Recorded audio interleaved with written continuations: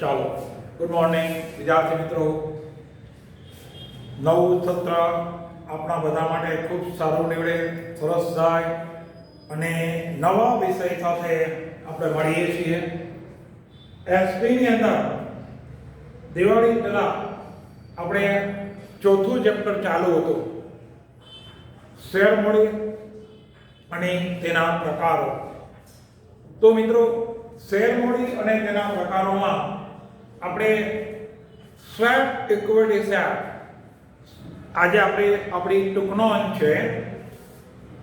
Swap equity share પરીક્ષાની અંદર આ ટૂંકનોંધ મોર ટાઈમથી ગણી શકો. ખૂબ જ મહત્વની આપણી આ ટૂંકનોંધ છે કે સ્વેપ ઇક્વિટી શેર એટલે શું.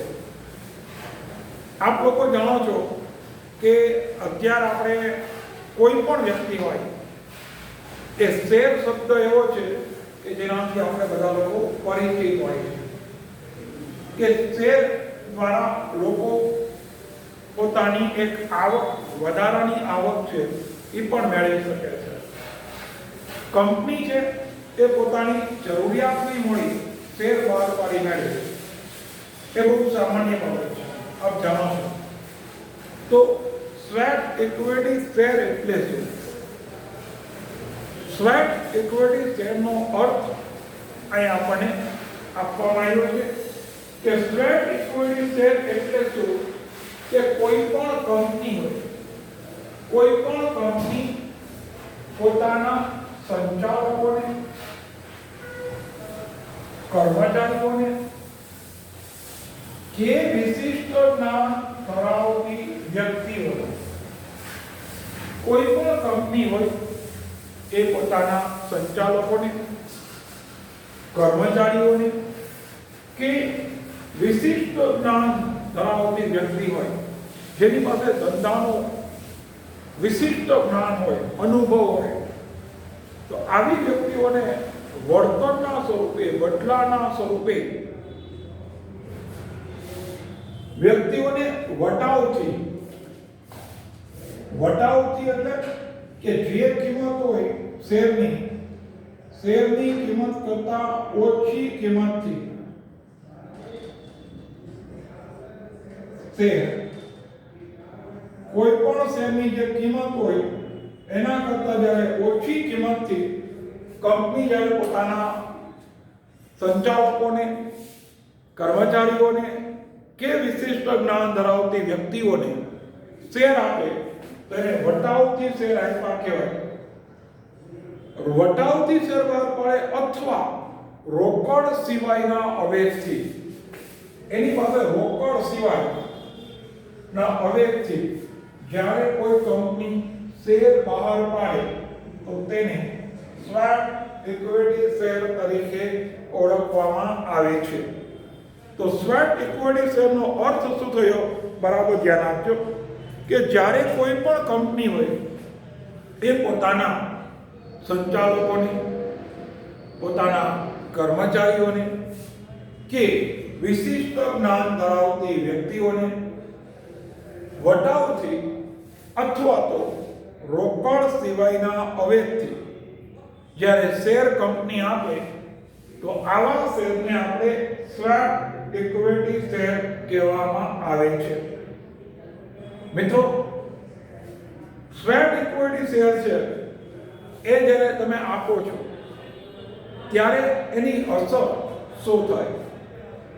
સ્વેપ ઇક્વિટી શેર આપવાથી તમારી કંપનીની કુલ મૂડીમાં કોઈ પ્રકારનો વધારો કે ઘટાડો થતો નથી.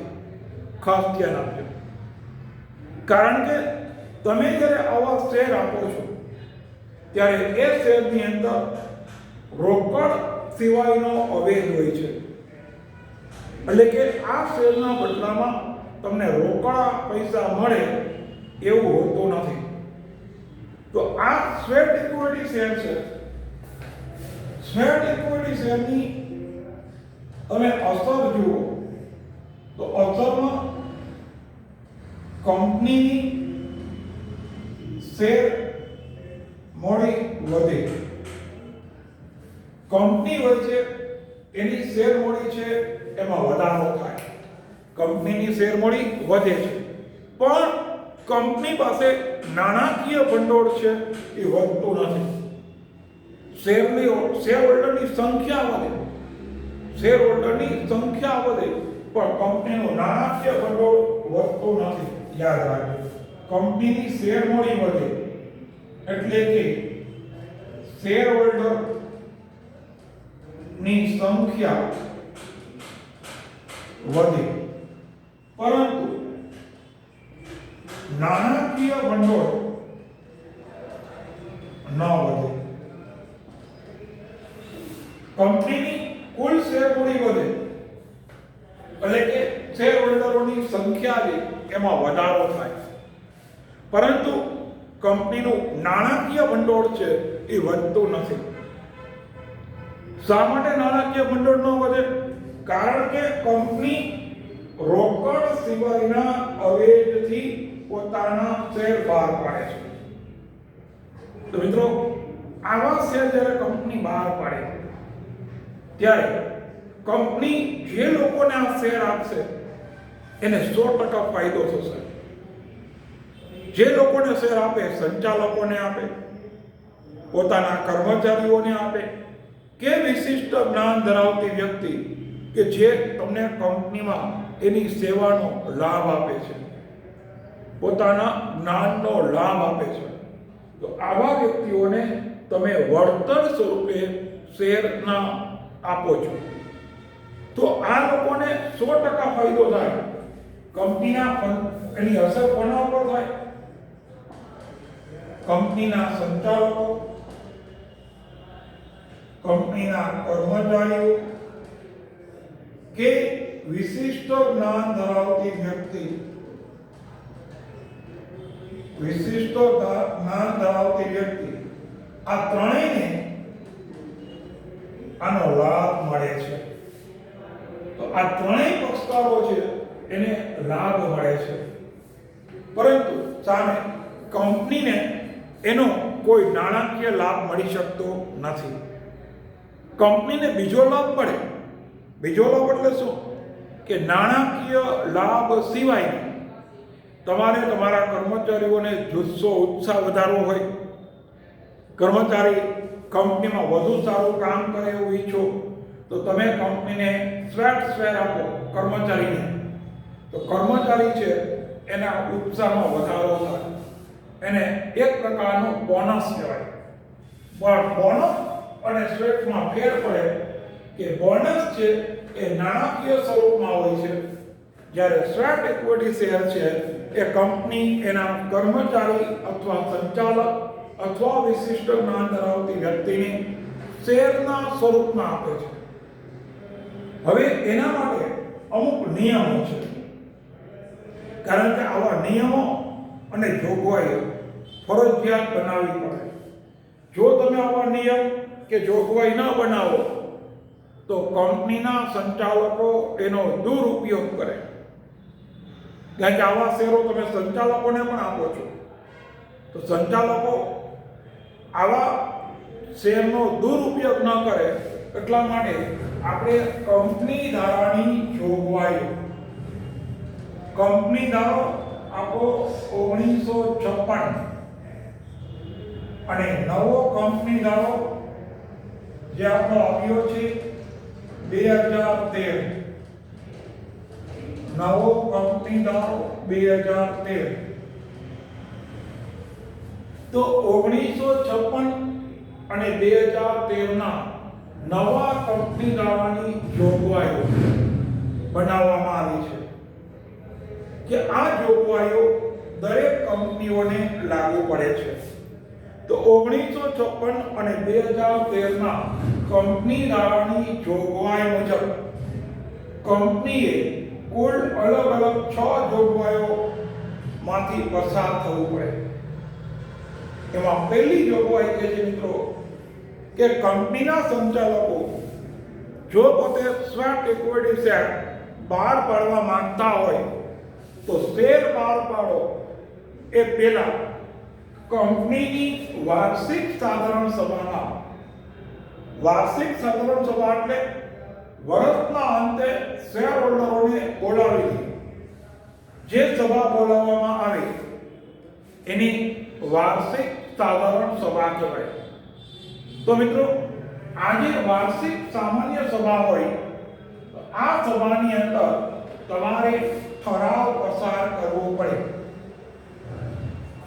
ઠરાવ પસાર કરવો એટલે કે તમારા શેર હોલ્ડરોની મંજૂરી લેવી પડે. મંજૂરી લેવી પડે. તમે સ્વેટ ઇક્વિટી શેર બહાર પાડવા માંગો છો તો શેર બહાર પાડતા પહેલા તમારે તમારા કંપનીના જે સાચા માલિકો છે એના ઇક્વિટી શેર હોલ્ડર, તો આ ઇક્વિટી શેર હોલ્ડરોને સામાન્ય સભામાં બોલાવો અને એમાં ઠરાવ પસાર કરો. આ ઠરાવ પસાર કરી અને શેર હોલ્ડરો છે એની મંજૂરી લેવી પડે. જો શેર હોલ્ડરો બહુમતીથી મંજૂરી આપે, શેર હોલ્ડરો જ્યારે મંજૂરી આપે ત્યારબાદ જ એની સ્વેટ ઇક્વિટી શેરની આગળની પ્રક્રિયા થઈ શકે છે. તો પહેલો જ પોઈન્ટ, શેર હોલ્ડરોની વાર્ષિક સાધારણ સભામાં શેર હોલ્ડરોને બોલાવવામાં આવે અને આ શેર હોલ્ડરોની એમાં મંજૂરી લેવામાં આવે. મંજૂરી લેવા માટે આપણે ઠરાવ પસાર કરવો પડે. તમે ઠરાવ પસાર કરીને મંજૂરી લ્યો અને મંજૂરી મળે પછી તમે આગળની પ્રોસેસ કરાય. આ શેર હોલ્ડરની સામાન્ય સભામાં સ્વેટ શેરની તમારી વિગત છે એ રજૂ કરવી પડે. સ્વેટ શેરની વિગત રજૂ કરવી એટલે શું એ ખાસ ધ્યાન આપજો કે જ્યારે તમે આવા શેર બહાર પાડો છો ત્યારે એ શેરની વિગત એટલે તમારે વર્તમાન સમયે વર્તમાન શેરનો ભાવ, અત્યારે શેરનો ભાવ કેટલો છે, તમે કયા ભાવે શેર આપવા માંગો છો, કયા ભાવે શેર આપવો એ તમારે રજૂ કરવું પડે. જો વટાવથી શેર બહાર પાડો તો વર્તમાન ભાવ કરતા ઓછા ભાવથી તમારે શેર આપવો પડે. તો તમારે શેરનો વર્તમાન ભાવ શું છે, તમે એને કયા ભાવે શેર આપવા માંગો છો અને કેટલા શેર આપવા માંગો છો, કેટલા શેર આપવા. તો આવી બધી વિગતો છે એ તમારે રજૂ કરવી પડે. શેર હોલ્ડરોની સામાન્ય સભામાં તમારે આ બાબત છે એની રજૂઆત કરવી પડે. રજૂઆત કઈ રીતે કરવી પડે કે તમે સ્વેટ શેરની વિગત રજૂ કરો એટલે કે તમે જે શેર આપવા માંગો છો એનો વર્તમાન ભાવ શું છે, તમે શેર હોલ્ડરોને અથવા તો કર્મચારીઓને અથવા તો સંચાલકોને અથવા તો વિશિષ્ટ જ્ઞાન ધરાવતી વ્યક્તિને કયા ભાવે શેર આપવા માંગો છો એની વિગત આપવી પડે. અને કેટલા શેર આપવા માંગો છો, શેરની સંખ્યા 500, 1000, 2000, 5000 એની સંખ્યા આપવી પડે. સંખ્યા જ્યારે આપો એટલે કંપનીના જે સંચાલકો એને રજૂ કરે એટલે શેર હોલ્ડરો એનો અભ્યાસ કરે અને એ શેર હોલ્ડરો અભ્યાસ કરી સામાન્ય સભામાં એને મંજૂર કરે ત્યારે એ વસ્તુ કાયદેસર બની શકે. નેક્સ્ટ, શેર બજારમાં નોંધણી કરવી. શેર બજારમાં નોંધણી કરવી જેને આપણે કહેવાય છે લિસ્ટિંગ કરવું. સ્વેટ શેર હોય એના ભાવ દરરોજે દરરોજ ભાવમાં જે કાંઈ વધારો કે ઘટાડો થાય શેર હોલ્ડરોને એનો લાભ મળે. તમે જેને શેર આપવા માંગો છો એ સંચાલકોને, કર્મચારીઓને કે વિશિષ્ટ જ્ઞાન ધરાવતી વ્યક્તિઓને આવો લાભ, શેરના ભાવમાં વધઘટનો લાભ ક્યારે મળે કે જ્યારે તમે આ શેરની માન્ય શેર બજારમાં નોંધણી કરાવો. માન્ય શેર બજારમાં નોંધણી કરાવી એટલે ધારો કે આપણી સૌરાષ્ટ્રમાં કોઈ કંપની હોય, સૌરાષ્ટ્ર કચ્છ, તો સૌરાષ્ટ્ર સ્ટોક એક્સચેન્જ એમાં એને નોંધ કરાવવી પડે. બોમ્બે સ્ટોક એક્સચેન્જ આપણું ભારતનું જૂનામાં જૂનું શેર બજારનું માળખું છે, બોમ્બે સ્ટોક એક્સચેન્જ. તો એની અંદર તમારે એની નોંધણી કરાવવી પડે. તમે એ જે નોંધણી કરાવો એને લિસ્ટિંગ કહેવાય. અને લિસ્ટિંગ કરો એટલે શેરના ભાવમાં જે કાંઈ વધઘટ છે એ વધઘટનો લાભ મળી શકે. તમે એનું લિસ્ટિંગ કરાવો તો જ શેરના ભાવમાં જે કાંઈ વધારો અથવા ઘટાડો થાય એનો લાભ મળે. એના પછી જોગવાઈ કહે છે કે કોઈ પણ જાહેર કંપની હોય, જાહેર કંપનીને ધંધો શરૂ કરવાનું પ્રમાણપત્ર મળે ત્યારથી 1 વર્ષ પછી આવા શેર બહાર પાડી શકો. મિત્રો ખાસ ધ્યાન રાખજો, જાહેર કંપનીને સ્થાપના વિધિના કુલ 3 તબક્કા બની ગયા છે. કોઈ પણ જાહેર કંપની શરૂ કરવી હોય તો જાહેર કંપનીને સ્થાપના વિધિના કુલ 3 તબક્કા છે.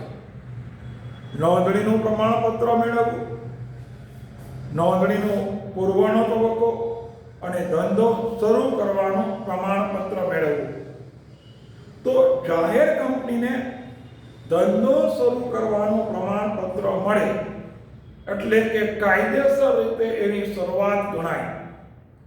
જે દિવસે ધંધો શરૂ કરવાનું પ્રમાણપત્ર મળ્યું હોય એ દિવસથી 1 વર્ષ સુધી આવી કંપની શેર બહાર પાડી શકે નહીં.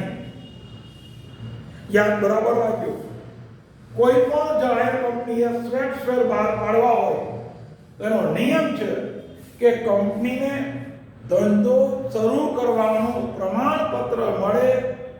આ પ્રમાણપત્ર મળ્યા પછી 1 વર્ષ પછી આવા શેર બહાર પાડી શકે. 1 વર્ષ પહેલા એ લોકો શેર બહાર પાડી શકતા નથી. બરાબર છે? તમારે જાહેર કંપનીએ આવા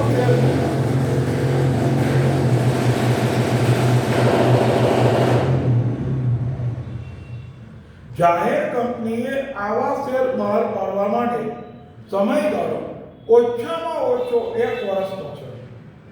1 વર્ષ પછી તમે કંપની છે એ પોતે 1 વર્ષ પછી આવા શેર બહાર પાડી શકે. નેક્સ્ટ જોગવાઈ, આ શેરની ફેરબદલી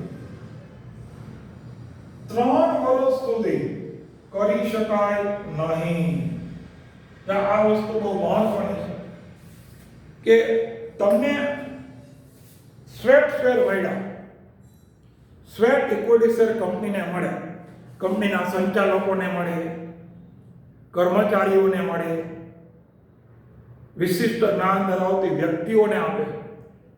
જ્યારે આવા શેર કંપની આપે છે ત્યારે આમાં કંપનીને કોઈ વિશિષ્ટ નાણાકીય લાભ નથી મળતો, એક્સ્ટ્રા નાણાકીય લાભ નથી મળતો.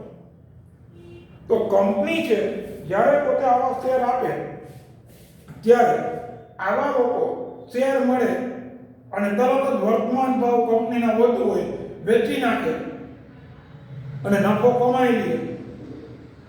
તો આવું ન બને એટલા માટે કંપનીમાં એક નિયમ બનાવવામાં આવ્યો છે. કેવો નિયમ બનાવ્યો છે કે તમને જ્યારે આવા શેરો પ્રાપ્ત થાય, જ્યારે કંપનીને પોતાના સંચાલકોને, કર્મચારીઓને કે આવા વિશિષ્ટ જ્ઞાન ધરાવતી વ્યક્તિઓને શેર આપે તો એ વ્યક્તિ ઓછામાં ઓછું તમને જે દિવસે શેર મળે એ દિવસની તારીખથી 3 વર્ષ સુધી તમે તમારા શેર કોઈને વેચી શકતા નથી. યાદ રાખજો, 3 વર્ષ સુધી ફરજિયાત તમારે શેર તમારી પોતાની પાસે રાખી મૂકવા પડે. તમે આ શેર કોઈને વેચી શકો નહીં. કારણ કે જો તમે આવો નિયમ ન બનાવ્યો હોય તો શેરનો સટ્ટો રમાઈ જાય. સટ્ટો રમાય છે. ઓછા ભાવે શેર લ્યો, વધુ ભાવે વેચી નાખો. એમાં કંપનીને ઓલ ઓવર નુકસાન થાય. તો કંપનીને નુકસાન ન થાય એટલા માટે આ જોગવાઈ ખાસ પસાર કરવામાં આવી છે કે આ શેરની ફેરબદલી ઓછામાં ઓછું 3 વર્ષ સુધી જે વ્યક્તિને આવા શેરો આપવામાં આવ્યા હોય એ વ્યક્તિએ 3 વર્ષ સુધી આ શેર ફરજિયાત સાચવવા પડે. 3 વર્ષ પહેલા તમે આ શેરને વેચી શકતા નથી. કે જો તમે આવો શેરની આ જોગવાઈ ન કરી હોય તો આ શેરમાં સટ્ટો રમાઈ જાય, જુગાર રમાઈ જાય. સંચાલકોને શેર મળે તરત વેચી નાખે, બીજા વર્ષે ડિવિડન્ડ ઓછું જાહેર કરે, કંપનીનો ભાવ ઘટે, પાછા શેર લઈ લે, પાછા નવા વર્ષે ડિવિડન્ડ આપે, ભાવ વધે, વેચી નાખે. તો કંપનીના સંચાલકો સટ્ટો ન રમી શકે એટલા માટે આ જોગવાઈ કરવામાં આવી કે તમને શેર મળે એ દિવસથી 3 વર્ષ સુધી ઓછામાં ઓછા તમારે આ શેરને સાચવવા પડે. 3 વર્ષ પહેલા તમે આ શેર વેચી શકતા નથી. ઓકે, હવે આપણે એની છેલ્લી જોગવાઈ, કંપનીની જે ભરપાઈ મૂડી હોય, કંપનીની ભરપાઈ મૂડીના 15% વધુ. ભરપાઈ મૂડી એટલે કંપનીએ જે કુલ શેર બહાર પાડ્યા છે.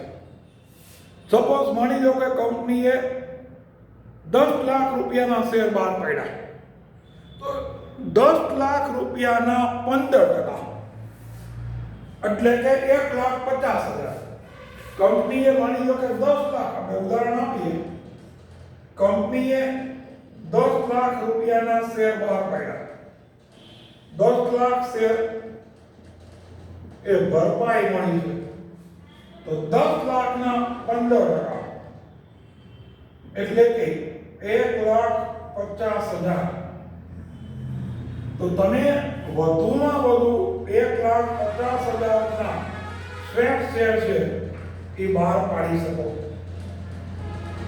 તમારે ઓછામાં ઓછા 10 લાખની ભરપાઈ મળી હોય તો એનામાં ઓછામાં ઓછા 1.5 લાખથી વધુ, ઓછામાં ઓછા 1.5 લાખ કે તેથી વધુ સ્વેપ શેર બહાર પાડવા પડે. આ નિયમ છે. એ નિયમની જોગવાઈ મુજબ હજી એમાં આગળ માની લો કે એના કરતા બીજું કે તમારે 5 કરોડથી વધુ રકમના શેર, બહુ મોટી કંપની હોય ને એમાં કુલ મૂડી વધારે હોય, કુલ મૂડી હોય 50-60 કરોડ, 30 કરોડ, 10 કરોડ, તો 5 કરોડથી વધુ ભરપાઈ મૂડીના 15% અથવા 5 કરોડથી વધુ અથવા કુલ મૂડીના 25%થી વધુ રકમ ન હોવી જોઈએ. કુલ મૂડી એટલે તમને ખ્યાલ છે, આપણે સત્તાવાર મૂડી તમને સમજાવી દીધી. કુલ મૂડીની સત્તાવાર મૂડી કહેવાય. કુલ મૂડી એટલે સત્તાવાર મૂડી. કંપનીને પોતાની હયાતી દરમિયાન કુલ જેટલા પૈસાની જરૂર પડશે એને કંપનીની સત્તાવાર મૂડી કહેવાય.